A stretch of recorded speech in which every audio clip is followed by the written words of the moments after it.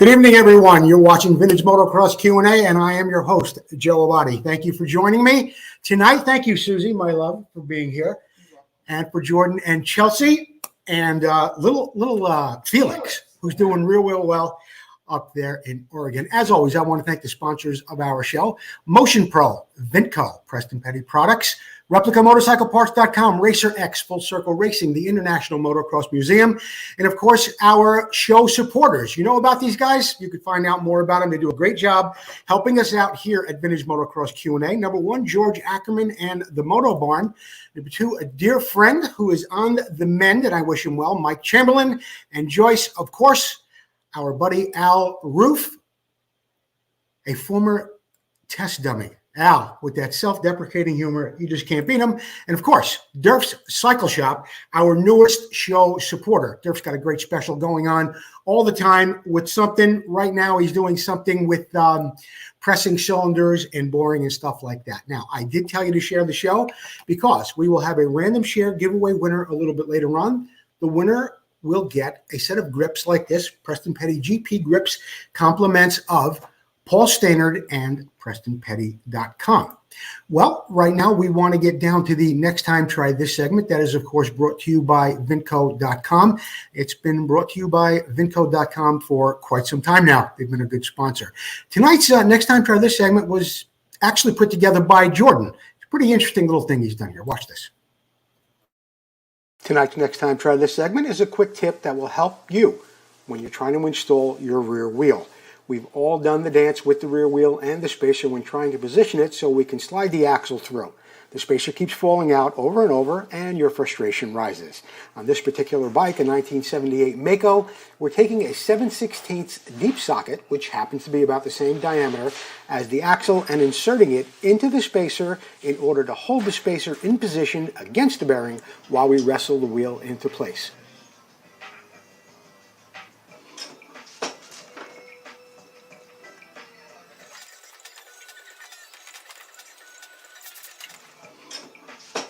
Once the wheel is in place, we drive the axle through and the deep socket is pushed out. Next time, try that.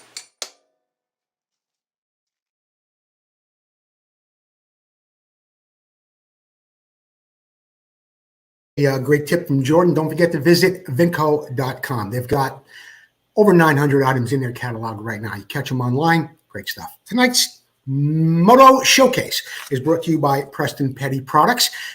Be sure to remember, well, or just remember and be sure to get over to PrestonPettyProducts.com for those fenders that we've all loved for the past 50 years and a lot of other great stuff too. One, in fact, I'm going to be telling you about right at the end of this segment. But as I promised, the Moto Showcase. This week we have a 1970 Yamaha DT1 that belongs to Norm Francis from Marietta, California. It's an absolutely beautiful machine. I'm going to go through some of the slides here while I read what's happening. And by the way, this bike is for sale as well. Keep that in mind. In 1968, Yamaha came out with the DT1 line. It really changed everything as far as on-road, off-road bikes went in America. That was the 250, was the DT1. Of course, they had the AT1, which is a 125, the CT1, which is a 175, and the RT360, the big guy, which was 360cc. Anyway, Norm Francis got a 1970 DT1. Norm says this bike is a total restoration. The engine has been completely gone through. The frame has been powder coated. It has new forks. It has new spokes. Of course, the lacing and truing was done by Norm. It has the correct tires on it too, which is a huge plus on a restoration. Other things that are great about this bike, it's got the correct Takasago rims. All the hardware has been replated. It's absolutely perfect, as are the grips, the cables, and all the soft parts as well. Now, I saw this bike in person at the Langston Motorsports Bike Show that I am the MC of for the past 3 years. The bike is absolutely phenomenal. I want to thank Norm Francis for sending us this bike in for us to have here on the Moto Showcase. So, Norm, if you get me, well, I kind of know your name and address, Norm. So let me know if you want a gift, maybe some stickers from Vintco or anything else that I can help you out with. Let me know, and I'd be happy to help you out with that. Again, this bike, take a look at it. It's unbelievable. This bike is for sale right now for $7,000. I could not restore this bike. If you gave me a bike worthy of restoration, I couldn't do it for $7,000. Norm's got it. He's in Marietta. He's got a great reputation. Norm Francis, $7,000. Now, I was telling you that we have another product from Preston Petty. It is this. It is a number plate headlight combination, but something a little bit special about this, and I'm going to go over it with you right now. First, I want to show it to you, okay? Here it is. And it looks just like the one that was in the picture, but this one has the light in it. 1,200 lumens of light, absolutely perfect for your off-road bike or your enduro, for that little dual-purpose bike that maybe you go to town on and you have to have a light on it. What's really special about this? There's no wires, fellas. No wires. It's got a battery on the back of it. You charge it up. It lasts for up to 7 hours. In fact, I was going to have this on the show last week. Something came up with Paul. We didn't do it. I charged it up last week. It's been sitting on my shelf for over 7 days now. And there it is. That still works. Along with that, you can get the tail light. You get the tail light. You get the headlight. It also has this special charger that goes along with it. You charge it up. Good for 7 hours. You can't beat it. Now, this was the last project that Preston Petty worked on with Mike Murphy. And I just want to read to you about this, the way Paul sent it to me. The battery-operated LED headlight, the normal retail price is $169.95. These come in white, yellow, and blue. Show sale price, no code needed. Show sale price, $129.95. That's $40 off. The sale starts while your show airs, which happens to be right now. It will run until midnight Eastern Standard Time, Sunday, the 24th. The fully charged battery will allow LED's helium unit, which we produce ourselves. It puts out 1,200 lumens of light, will last for 6 continual hours. The battery-operated LED headlight was a Mike Murphy idea. Mike presented it to Preston. It was the last thing they worked on together. Preston absolutely loved it. So get over to PrestonPettyProducts.com if you want a headlight like that. And yeah. Oh, you know what they have over there too? Just like this here. See this? They've got it with the clock where the headlight goes. They've got it with a clock. If you want to get one of those too, that's not $169 or $149, or it's less than that. But if you get over there, you'll be able to get yourself either a Preston Petty headlight clock or the self-contained beam with 1,200 lumens of light. Did you know? There was a section on the show last week we were talking about Don Jones, and did you know? And it was Jeff Kokoski who helped us put this all together. There were some additional things that I wanted to talk to you about it that Papa Jones did, and we didn't have time last week. The 72 Honda. The Honda came knocking at the door of the Joneses, and Gary felt that the bike was competitive, and they signed a deal. Anyway, Gary and Dwayne were then hired by the Honda factory, and Don would once again help refine that bike. All they had on hand one day while they were riding out at the track, I backed up here. I got ahead of myself a little bit. During some riding at the track, there was some glare from the tank, which was a polished aluminum. Gary complained about it, and the only color they had was some green-colored primer. They painted a stripe on top of that tank, and that's how we get the green stripe on the Elsinores. Now, Gary's race bike that year had a red stripe on it, so in 74 was when we saw the green stripe, and then we saw the red stripe in 75. Another interesting point that Jeff Kokoski had brought to my attention was that even Melinda Jones, the mom, she got in on the act as well, and she created some jerseys. The jerseys that you saw the boys riding with back then, that red, white, and blue Honda jersey, much like you see the team here wearing in 1975, I think it is, or 76. Either way, that's what the jersey looked like, and their jerseys went on to become very, very popular with riders such as Jimmy Ellis and Pierre Karsmakers, of course, Brad Lackey, Jim Pomeroy, Warren Reed, and everyone else. But that's how you got the green stripe on top of the tank. Gary had a little complaint. They had some green paint, and much like the YZ story, where the strap was made from some horse tack, yeah, that's what happened way back then in 1973. It is interesting, isn't it? We have right now the What's It Worth segment. Do we do a commercial before that? We should. We should, you think? Yeah. All right. We're going to take a little break. We're going to run a commercial here, and we will be back with the What's It Worth segment. I'm Ron Lachine, and you're watching Vintage Motocross Q&A. We'll be right back. Motocross struck America, coming from Europe like a lightning bolt, striking the hearts and minds of people all across the country and the world. Battles of intense racing and cutting rivalries with loyalty to brands and heroes intensified as years of blood, sweat, and dirt flew through the minds of those memories of champions as they wrestled their machines through almost impossible tracks. But where are those past champions? And where are their bikes? Terry Good, an ex-pro motocross racer, has made it his life mission to honor these heroes and the bikes they rode to stardom.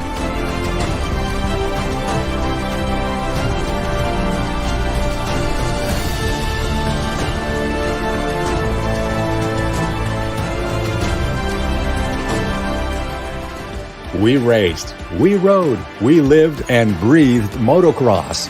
Go back in time and relive those moments, now preserved for the first time ever in the world's first museum dedicated to the history of motocross.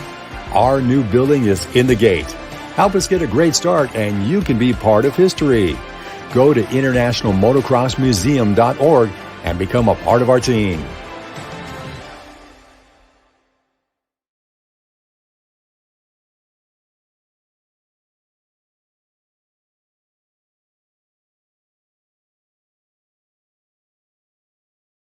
The International Motocross Museum is a not-for-profit 501(c) organization. Get over there and get yourself some hats, T-shirts, clocks.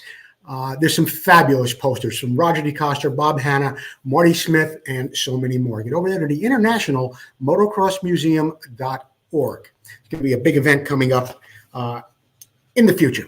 Before next summer, I think it is, or it'll be probably next spring, where everybody who makes a donation to the International Motocross Museum will be invited to a very, very private and very, very special party at the new building. I can assure you, you're going to see the International Motocross Museum in the very, very near future. Right now, we are going to get on with the What's It Worth segment of the show. The What's It Worth segment is brought to you by Full Circle Racing. Full Circle Racing has a large selection of wheels, spokes, nipples, lacing, and truing, everything you need for your on-road, off-road, and dual-purpose bike. This, of course, is the segment of the show where I encourage you, the viewers at home, to guess how much you think this bike recently sold for. The bike we're going to be talking about tonight is a 1970 Rickman Matisse. Now, I'd like to read to you for just a second about Rickman Motorcycles. They were an independent motorcycle chassis constructor, and the company was formed by two brothers, Derek and Don Rickman. They manufactured the frames from 1960 through about 1975. Initially, the frame design were for Scramble's bikes. Then they went to road racing, and later in 66, they went on to some other bikes as well, including Triumph Bonnevilles. Rickman initially supplied engine or frame kits, but as no major British manufacturer was able to sell engines separately. So they made kits. You bought a bike, you took your engine out of your old frame, and you put it in one of their really trick, beautiful frames. Anyway, popular among the motocross crowd were frames that were built for Bultaco, Yamaha, Hodaka, Zundap, just to name a few. In the mid-60s, Rickman was producing racing frames for an AJS-7R as well as Honda CB750s. Now, getting on to this bike that we're looking at in the picture. This bike was sold on Bring a Trailer. I'm going to read to you about that. It's a 1970 Rickman. It is a British off-road motorcycle built by who?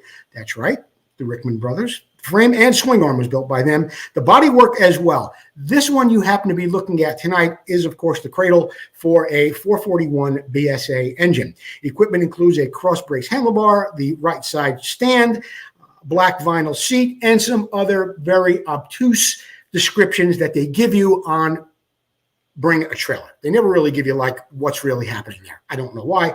Doesn't really matter. The bike's equipped with a 441 overhead valve single cylinder engine. Power is sent to the rear wheel by a 4-speed transmission that shifts on the right side. Looking at the pictures, you could see that the nickel plating on the frame is beautiful, as is that beautiful fiberglass bodywork. Got some nice pictures of it. This bike also featured, I think, 38 or 40 millimeter front forks. A really nice combination, and it was a good weapon back there in 1970 alongside, well, some other bikes at that time were coming through the ranks, Husqvarnas, Osas, and Bultacos. But what do you think this bike recently sold for? How much?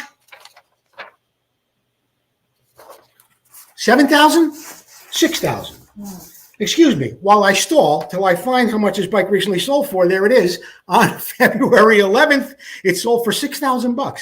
Beautiful bike, I think, for $6,000. Real nice bike for $6,000. That segment is, of course, brought to you by Full Circle Racing. Tom McAllister has a brake plate available for CZs right now, just $179.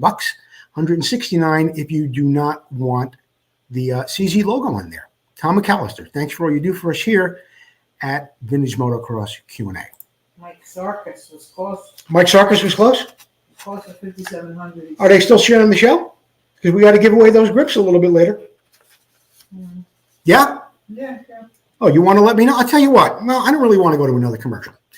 We're going to go to the Here's the Problem segment. This is brought to you by Motion Pro. Maybe I'll run a Motion Pro commercial after this. Anyway, it's brought to you by Motion Pro. We've got one really good question that was sent in to us by Brian Webley. Brian Webley.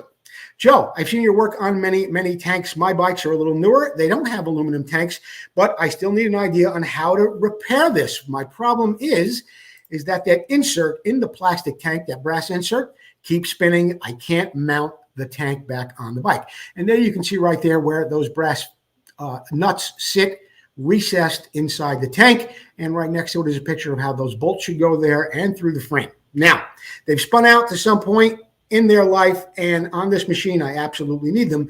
Do you have any recommendations? Yeah, I do. What you're going to do is you're going to take it out and you're going to round that out a little more, either with a round file, a Dremel, something with a little tip on it. Don't go too crazy. Just make it a little bit bigger. Clean it out really, really well when you're done with either some brake clean or alcohol. Then you're going to go to a ski shop. That's correct, a ski shop, someplace where they sell snowboards and skis. You're going to buy a product called P-Tex. This stuff is absolutely amazing. You light it up with a lighter. You're going to put your little brass fitting right back down in there where it belongs, like right here in this picture. You're going to put it down there, and you're going to let that P-Tex drip right down in there alongside the gap that you've made around there. Once that cools, it's never going to come out. This stuff is exceptionally durable. Guys use it to fix their scraped skis and snowboards. Get a big gouge on your ski or your snowboard, you use this stuff. Of course, you're going to want to wash your tank out thoroughly. You will have to have a little fire near it. Once you wash the plastic out thoroughly 2 or 3 times with some warm water and dish detergent, you're not going to have any problem. I use a flame mirror gas tank every day. Would I risk this face to a flame? Of course not. That's the way you do it, Brian Webley. What do we got coming up now? Oh, that was brought to you by Motion Pro, and I wanted to show you some really neat products that Motion Pro has now. They've got this beautiful digital air pressure gauge. You'll never get anything more direct than that. They've also have this tool for you guys with modern bikes. If you can't get in there to adjust the rebound and dampening on your single shock bikes, they've just come up with this new tool like this, where you can get in there. You can adjust what's going on without having to take off the side panel, and also without having to get in there. It's a lot of times it's difficult to get in there with a ratchet, with a socket on it, and stuff like that. So we are going to take a little break here from Motion Pro. We'll be right back. I'm Gary Chamberlain. You're watching Vintage Motocross Q&A with Joe Abbate. Hey, it's Joe Abbate for Vintage Motocross Q&A. One of my favorite tools from Motion Pro is their T-handle wrench with the special JIS tips on it. What I really like about it is there's a little opening on each end. You can put your tip in there. It's magnetic. You don't have to worry about losing it. This is a great item to have, especially for you vintage guys, where you've got your screws with JIS screws in the cases. They're very, very hard to get out. Nothing gives you more torque and better grip than a T-handle wrench. Get over to motionpro.com or see your local dealer. Don't forget, go to Vintage Motocross Q&A for a 20% discount on all Motion Pro tools. And Yeah, you don't have to go over to Vintage Motocross Q&A. You could just go over to motionpro.com, order whatever it is that you like, and when you go to checkout, put in the code MP9135. That's MP9135, and you'll get 20% off on anything at Motion Pro except custom-made cables. This Week in Motocross History is brought to you by Racer X, available on your newsstand or online now. 1974. Husqvarna's Gary Shemix won the 500 class at the Houston Astrodome, and with it, the overall series championship in a 3-round AMA Yamaha Super Series of Stadium Motocross. History doesn't often show the Ohio-born Shemix in a list of AMA Supercross champions, as the 500cc soon fell off as a support class. But he beat some pretty good guys in the win, including Tony DeStefano, Steve Stackable, Barry Higgins, and the late Tim Hart. A Supercross champion, Gary Shemix, in the 500 class. It's 1983. Mark Barnett did it again in Houston, winning in the Astrodome for the 5th time in 3 years. The only race he lost in that span was the previous night's main event to Bob Hurricane Hanna. Barnett had crashed and struggled to finish 12th. On the second night, he beat eventual 1983 AMA Supercross champion David Bailey and Yamaha's Brock Glover. 1990. Seems like just yesterday, really. It just seems like 20 years ago, but it's not. It's more than that. Jeremy McGrath, riding a Team Green Kawasaki KX125, won for the first time as a professional at the Las Vegas 125 Supercross, topping fellow Kawasaki rider Michael Craig, father of Christian Craig, and privateer Ty Davis. And that wraps it up for this week in motocross history. We're going to move on now to the finish line. Finish line is, of course, brought to you by ReplicaMotorcycleParts.com, my buddy, Paul Parkinson Sr. And I've got to mention a couple of things right here, as I love to do when it comes to items from Replica Motorcycle Parts and Paul Parkinson, okay?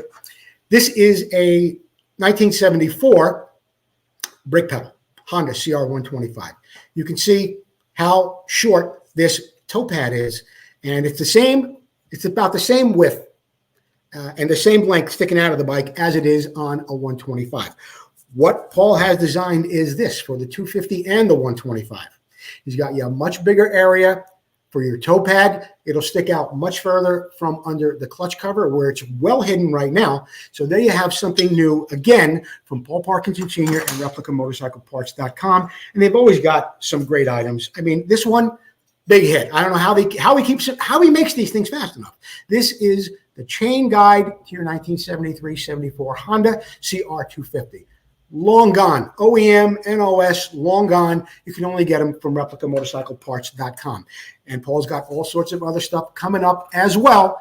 And yeah, just go over to the page, ReplicaMotorcycleParts.com. I mean, look at the stuff he's got here, not only for Hondas, but he's got stuff for Yamahas, Suzukis. And I understand he's even a little bit of a Carabella guy. And he would like you to contact him if you're looking for something special.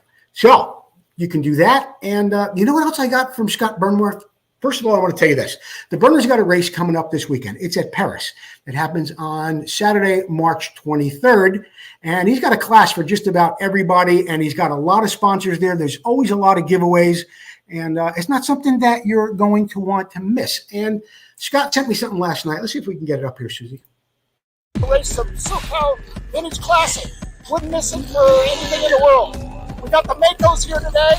It's the perfect bike for this track. Hey, my name's Lauren Diamond. I'm from Santee, California. This is my 1988 RM250. Name's Don Hutchinson. I'm out of Lake Mathews here locally. And this here is my 81 Mako 440. My bike is a 1982 RM465. And pretty much rebuilt everything on it. So it's running really good today. Hopefully I do well. Bike's an 83 YZ490. My buddy and I basically got the bike for $200. Hi, what's up, guys? My name's Adam Itzenkap. I'm from Longport, California. Today I'm riding a 1981 Mako from... Is